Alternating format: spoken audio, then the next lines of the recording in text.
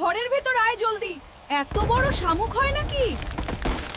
ইন্ডিয়ার এই গ্রামে কি হচ্ছে দেখুন, আকাশ থেকে রাক্ষসে শামুক পড়ছে, এরা মানুষকে গিলে ফেলছে। ও খোদা, বাঁচান আমাদের। আরে এটা কি দেখছি? বাংলাদেশের এই শান্ত গ্রামে বসে ইন্ডিয়ার এই ভয়াবহ ভিডিও দেখে তো গা শিউরে উঠছে। শার্ক, জলদি দেখ মোবাইলে এই ভিডিওটা। ইন্ডিয়ার একটা গ্রামে আকাশ থেকে দানবীয় শামুক পড়ছে আর মানুষকে গিলে ফেলছে। আমাদের কিছু একটা করতে হবে। ওহ না, এটা তো চরম বিপদ।